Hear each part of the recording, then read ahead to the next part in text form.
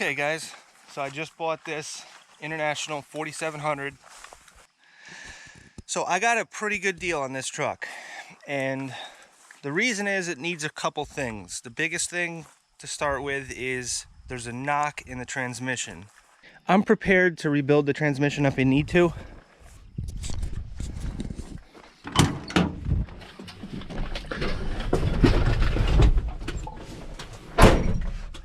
So this is a 1990. The interior isn't great, but I really like the exterior of it. It looks really nice.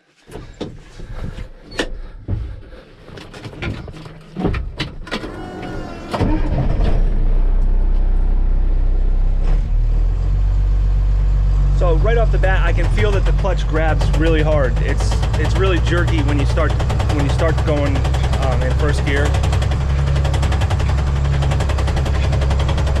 So you can hear that knocking. It sounds like a motor knock, but it's not. As a matter of fact, when you're in fifth gear, it completely stops knocking. If it's not knocking in fifth gear, there's a chance that it could be something in the transmission. Most likely the input shaft bearing. So I'm prepared to do that if I need to. It's not really that big of a deal, but I'd rather just replace the clutch and be done with it so I can work with this thing.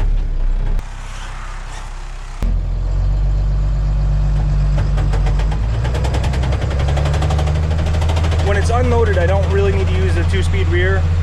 You know, I just keep it in low until I get into fifth gear and then put it in high. When I'm towing, I'll go through all the gears.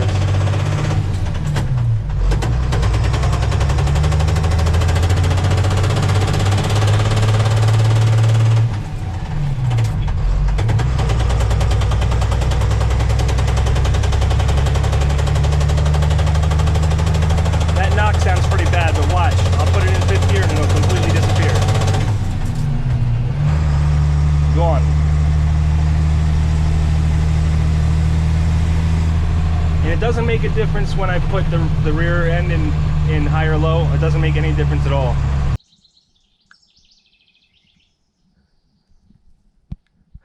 Alright, so in this inspection cover, I can see some of what's going on, but I can't see everything. So there's 3 arms that hit against the throwout bearing. I can stick my hand in and rock the throwout bearing a good amount, and it makes almost the same noise that I'm hearing.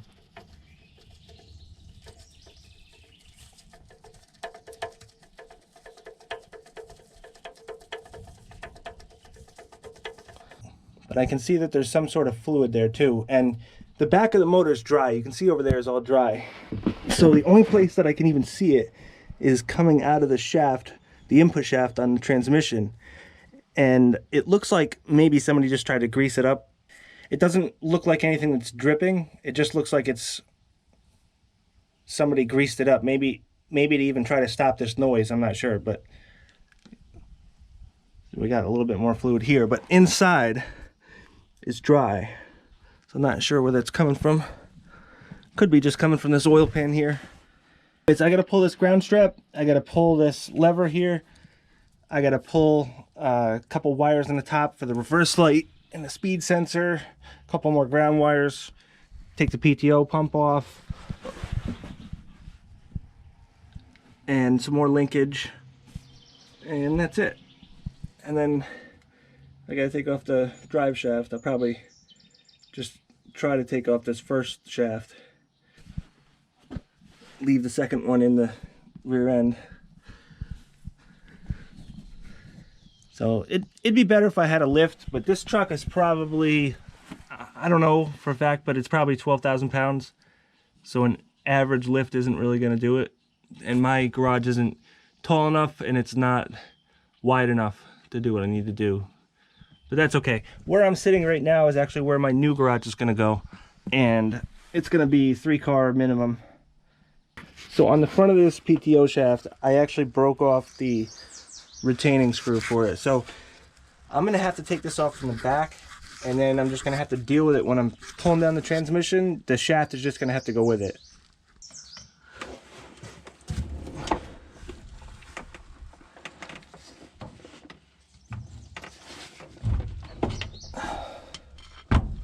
I'm going to take the drive shaft off just by these screws here.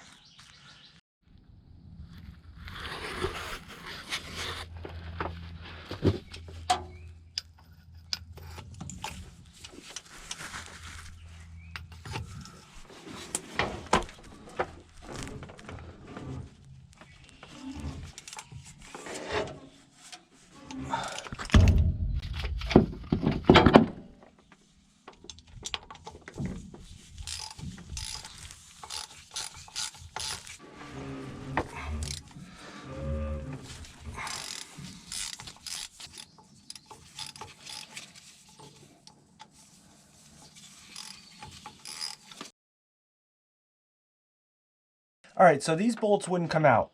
I tried putting a breaker bar with a pipe on it. I had tons of leverage. I could not get that thing out. So what I figured out is that I can just pull this out. I can just pull the U-joint out enough. It just gives you enough clearance to pass by if you take these bolts off. And then you can just slide it aside. So that's what I did for now. I would have rather had it out of the way, but this is fine.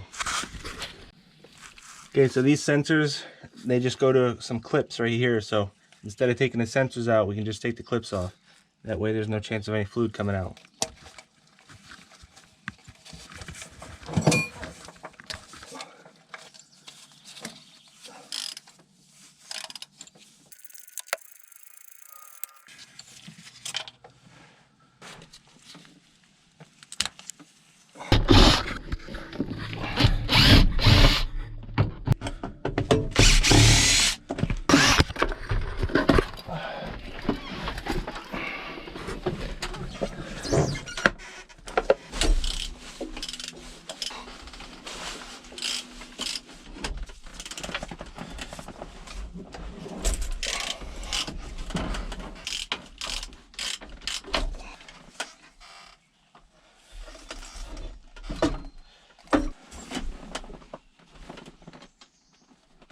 Keep it covered so I don't get dust in it. This is the clutch pedal linkage. So it's not easy to take it out from the transmission. So I'm just gonna take this cotter pin out up here. And then I can take this pin out and just let this flap. And then it'll come out with the transmission.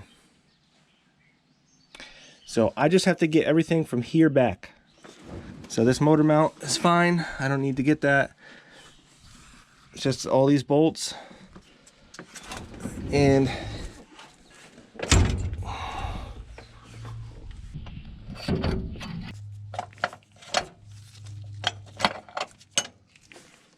so basically with this parking brake cable, I just disconnected this and I'm going to take these two bolts out here and then I'll just let this hang up here, probably in this ground cable. And this whole bracket stays on.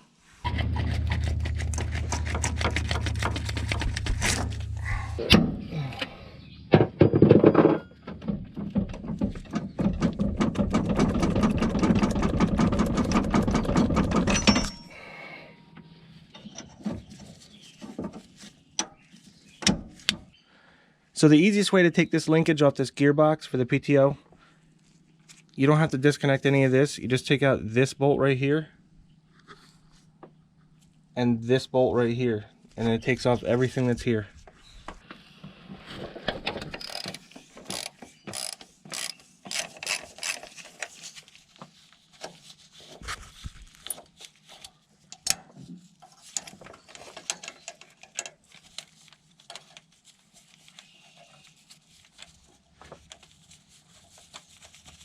Okay, so I just realized that if I take this bolt off of here, then there's gears inside of there, there's teeth, and if you get it on the wrong setting going back in, then it'll be out of adjustment. So I could mark it out, but I'm not even going to bother.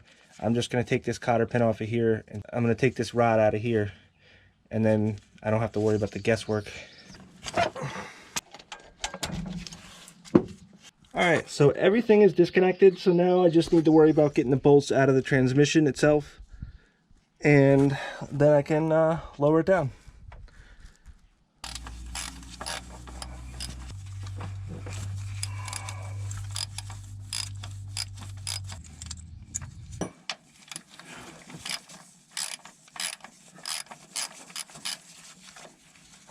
I got all the bolts out, so now you can see the transmission is starting to separate from the adapter plate.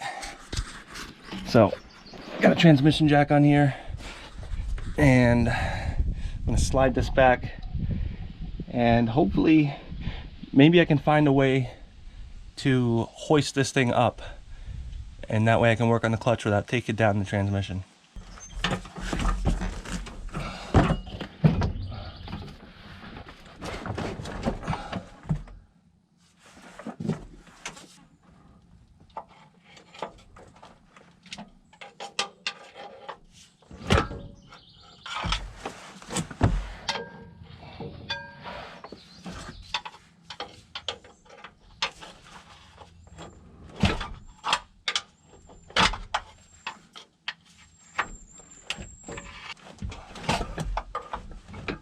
To take this pressure plate off, I just have to take these bolts out.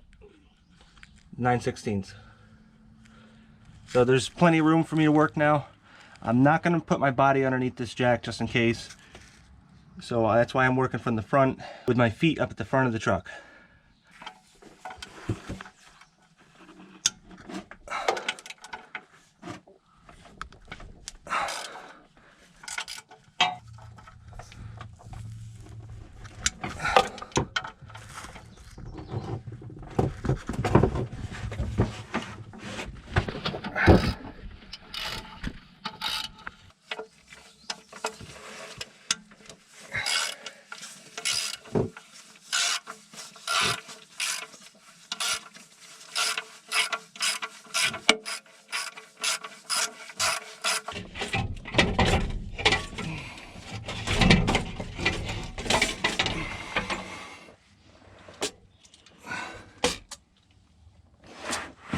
This clutch is shot.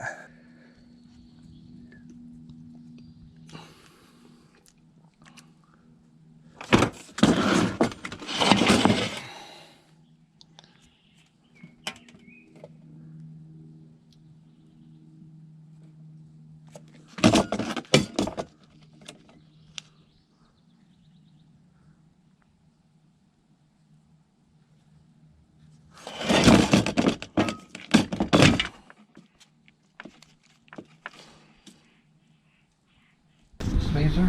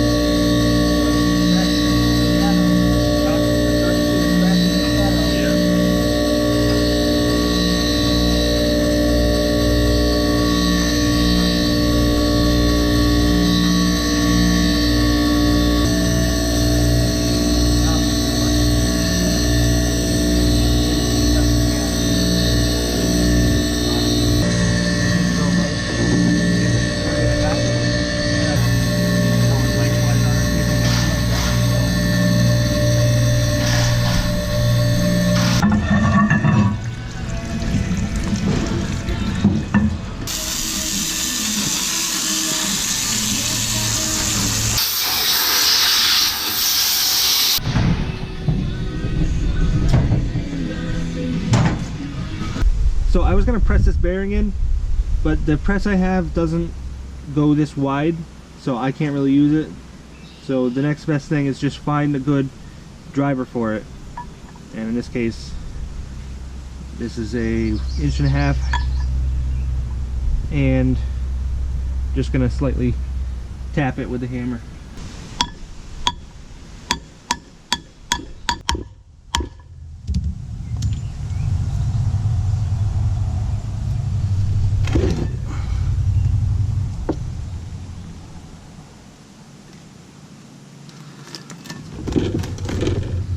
Okay, so the guys at the transmission shop told me that this flywheel was really out of its limits as far as being able to be turned down. So they said that I could turn it down as long as the bolts don't protrude enough from the flywheel to hit on the clutch springs. So they showed me how to test that, and so basically all I need to do is elevate this up on something. So I'm just going to use this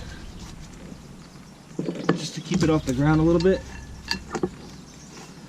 That way the bolts can go through and just sit there, and you can also reach your hand underneath. So basically all I need to do is take this new clutch and just set it in here. Then I have an old input shaft. Just slide this in here, center it, and then you just spin this clutch. And on the bottom, you can hear that there's some play with the bolts. So I'm going to keep spinning it around until I feel it hit the bottommost portion. So until it pushes that bolt down. You see, when you're not hitting a spring like right there, it's right in between. So it went way up. So I'm keeping tension on it, and then I spin it around, and then it pushes back down again. And I want to find out where it pushes down the most, which is right there. It's hitting a spring right there. So then I lock it into place with my fingers, pull these apart, and I can look. You can see I got quite a bit of space, so I'm not even close to hitting these. So that's great. I mean, a new flywheel was like $350, which is not the end of the world. But I didn't really want to wait, because then it's another day off of work. I took today off just to do this, so I wanted to get it done. So it was only 110 to spin this, so that was good. And usually they'll have a spec on it, and there'll usually be like a stamp.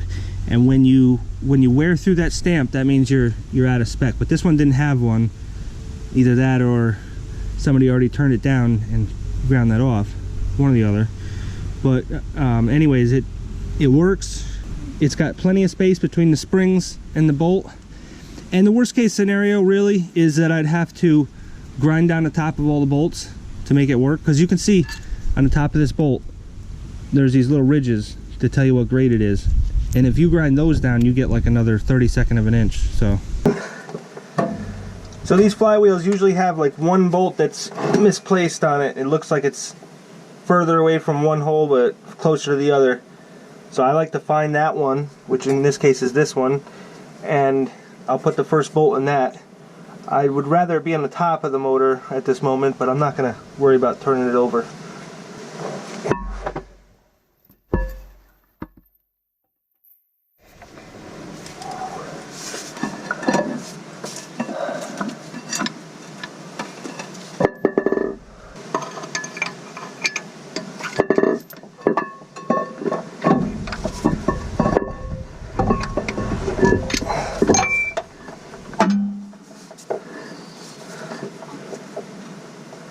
So now I can't see, you guys can, but I can't see if these are lined up. So what I'm going to do is I'm going to take my camera and I'm just going to look in here with my camera so that I can see if things are lined up.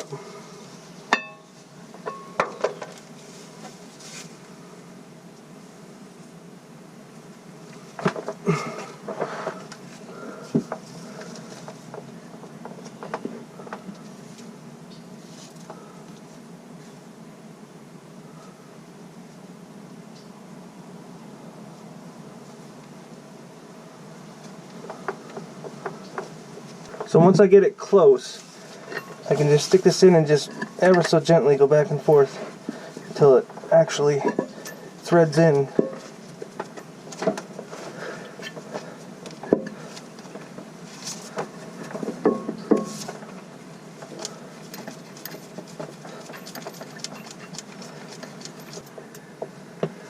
If this thing falls out, it's not going to now, but if it does in the alignment process, I mean, you could get seriously hurt from that.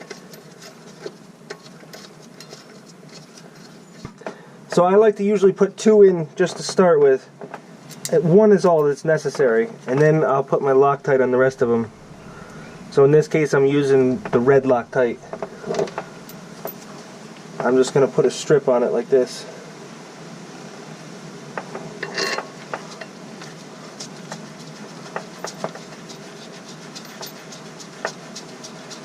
Now these bolts are just grade 8, they're not torque to yield or anything like that.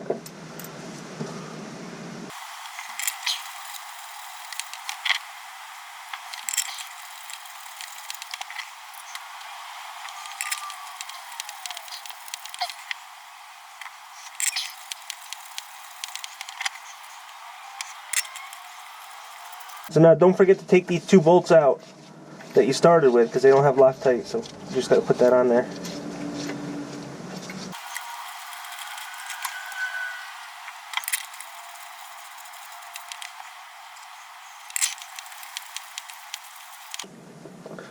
So now it's hard to look up the specs on this kind of stuff on the internet, but from what I'm gathering, these are grade 8 half-inch bolts, and they should have a torque of about 80 pounds. So I'm going to do that in sequences, and with this loctite, it's not going anywhere, even if it's a little bit low.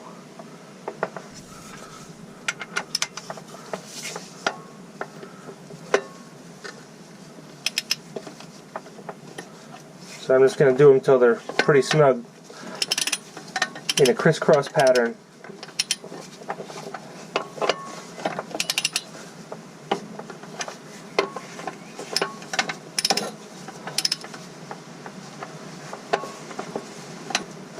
Alright, so now that they're all snugged up, I'm going to first bring them up to 40 pounds, and then I'll switch to 80.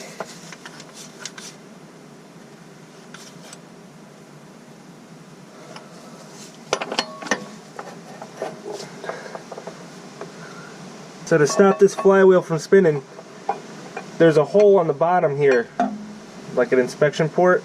So I'm just going to use a big prying bar. That will help so the motor doesn't turn.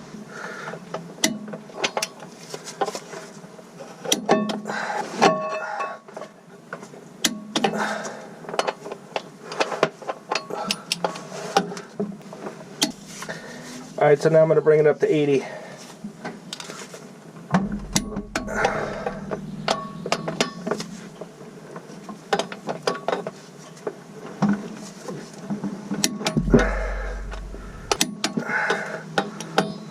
Alright, so there's a lot of grease and dirt that I got on here, so you definitely want to make sure that you clean that off. I'm going to use brake parts cleaner. Some guys don't worry about this, but anytime you're working on rotors or flywheels or even the pressure plate, you have to have it clean, otherwise that oil can get impregnated into the disc, and then it can make it have hot spots.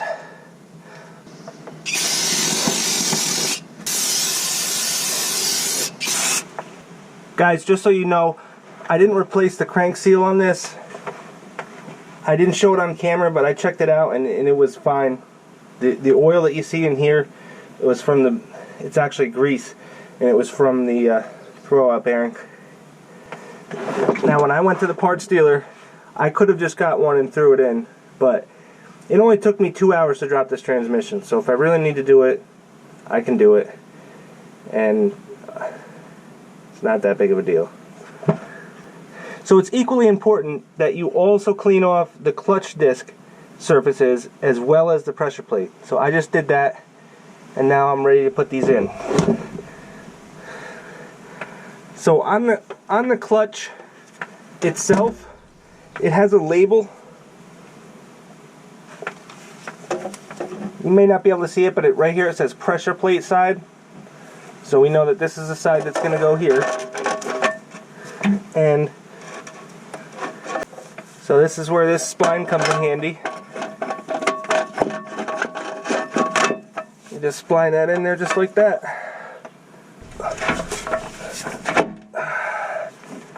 And now that kind of holds the pressure plate too. Now I need to rotate the pressure plate until the bolt holes line up.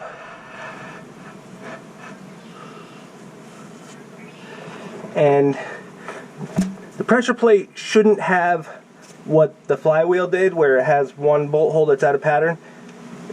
So you should be able to just line them all up and put them in.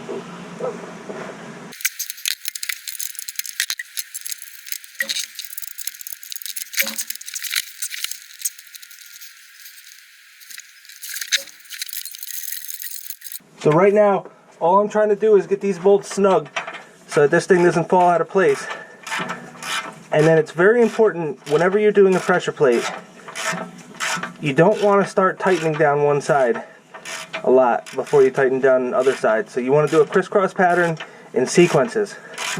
And you'll see, as you're tightening it up, you'll see the springs tightening up. And what can happen is if you torque it down too much on one side and not enough on the other, you can do damage to the springs. And then the thing might not sit flat. So I'm just getting these snug for right now, and then I'll probably put them up all the 20 pounds and then 40 pounds.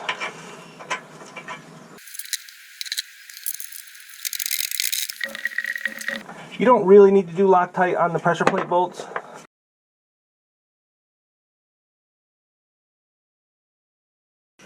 Alright, so before I put this clutch and this transmission back in, I'm going to check the input shaft bearing, because I don't want to do this twice.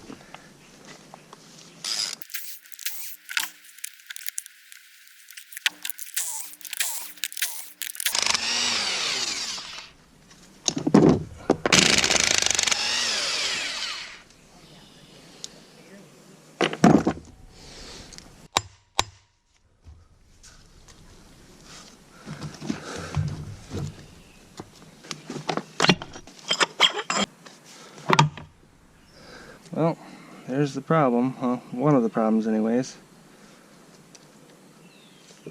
That's not good.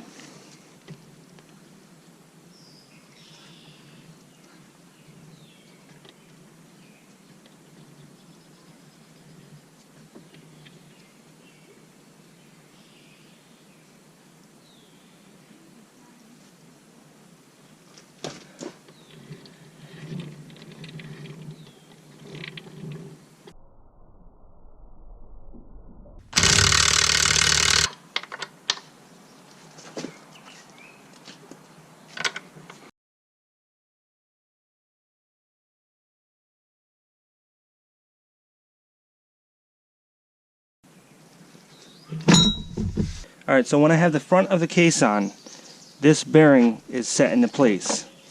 And then I can spin it. So you can see I have 1, 2, 2.5, 2.5. There's a bunch of teeth missing on this, so I'm going to have to replace this countershaft drive gear.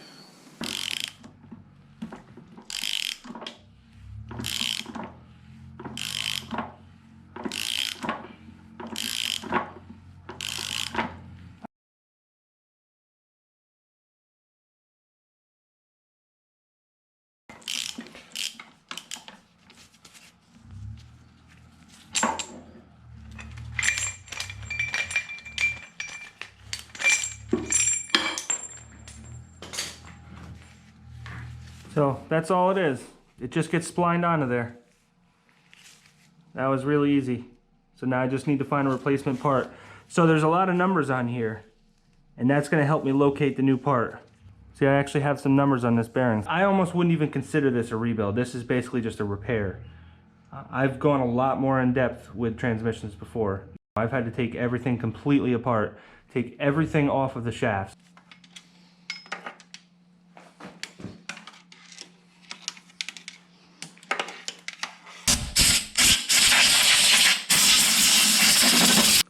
Alright, so I'm just going to explain it a little bit better about what happened to this transmission, or what I'm pretty sure happened anyways. So this is the input shaft, and this goes right here. This is where the power transfers from the motor to the transmission, and then this is the counter shaft, and here's the gear that went on here. On the end of this input shaft, there's a pilot bearing that goes in the flywheel. So that's what keeps this from moving around side to side. And that was completely gone. There was not even any balls left from it. It just had the races, and that was it. It was so loose that the input shaft just never was lined up right. So because it wasn't lined up right, when it was receiving power in first through fourth gear or reverse, it would torque it one way or another, and it just put things out of alignment just enough where it nicked these teeth.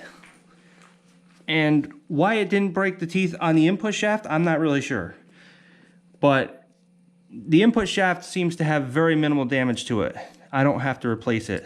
I thought this was the clutch, That's what the guy told me. He told me he had a mechanic and that's what he diagnosed it to. But I knew that that probably wasn't the case, and just take it with a grain of salt. So this was a very easy fix. I'm very glad that this is all it took, because usually to get this drive gear off, the manual tells you to take the back cover off. And basically you have to pull both the counter shaft and the main shaft in order to do that. So that means taking these forks out. It means taking this PTO gearbox off. It's just a whole mess of things that you got to get into. Now, I've gotten into that quite a few times with these transmissions.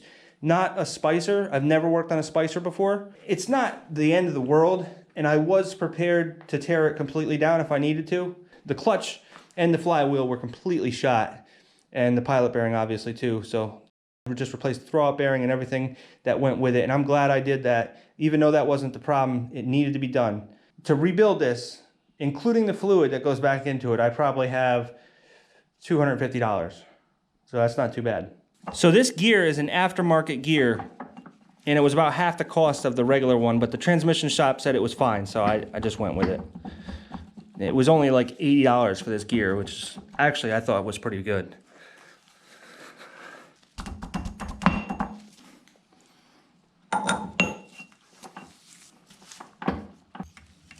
All right, so on this input shaft bearing, just gotta take this little cover off first, and then you can take this snap ring out.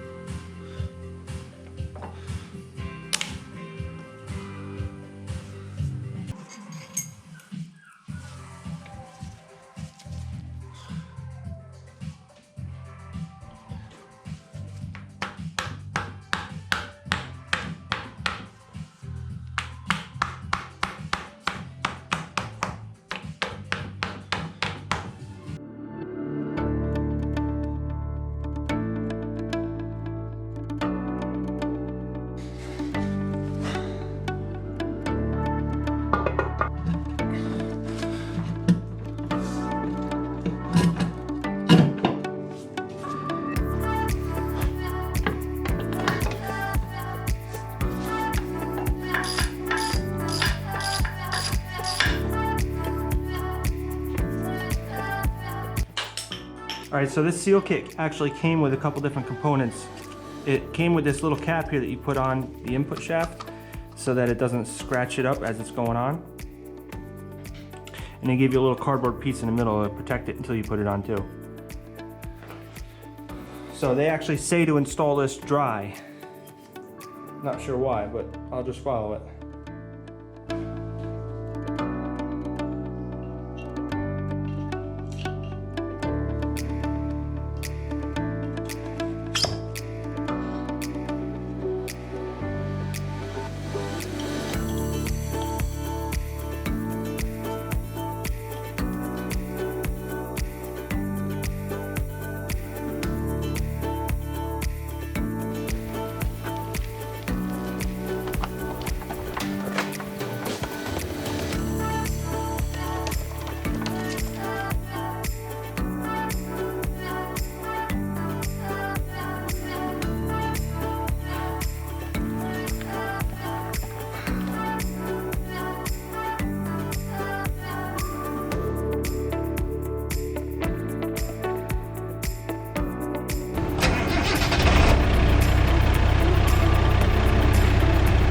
Alright, so I'm going to take this for this first test run. I'm going to go to the gravel yard. It's right down the road, and I'm going to get my first load of gravel with it.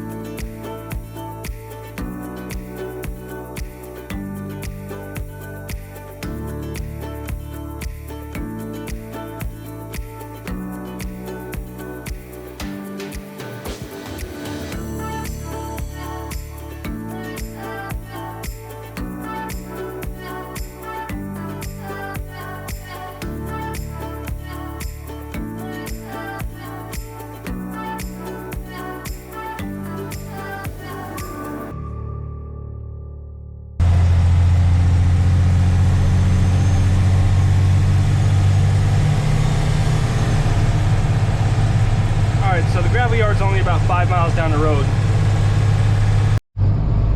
Alright, so I just scaled in and I weigh 13,400. This gravel yard is great. I use these guys all the time, and they're really good people. And the price is really good too, actually.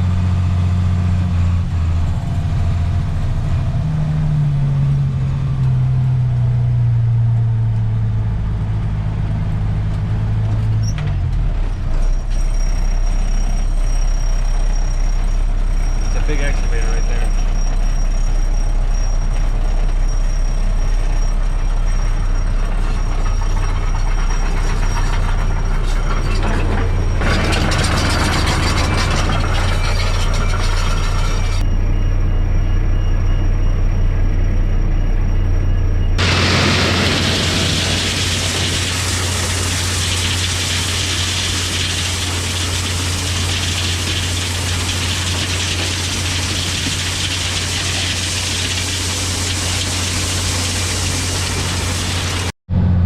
Alright, so I just got 5 tons in this for now.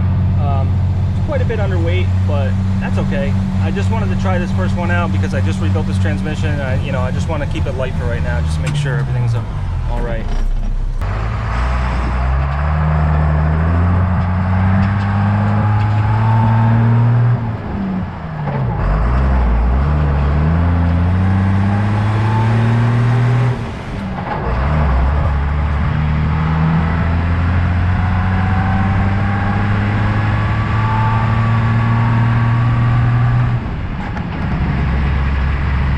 Alright, so on my property here, I'm running out of parking space over there.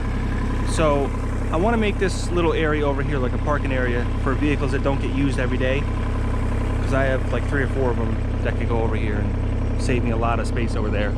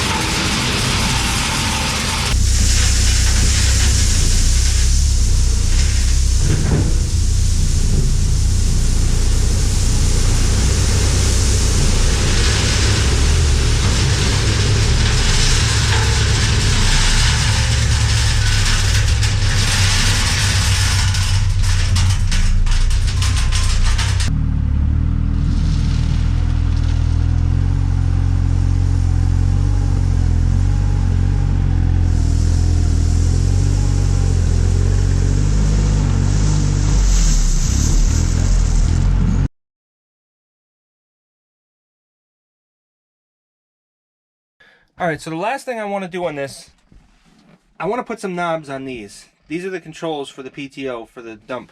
These just don't have enough leverage because there was supposed to be like an extension on them, and then there's also supposed to be a knob on them. So my dad made a short video about making these on the lathe.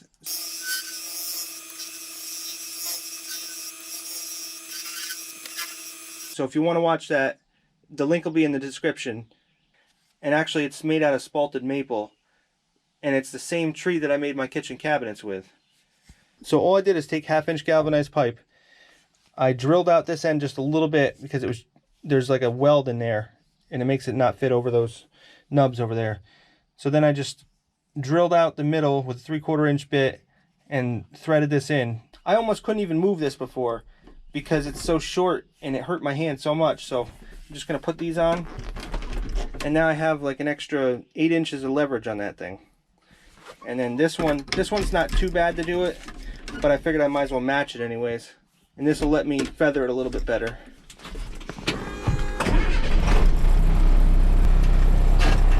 Oh, it's so much better.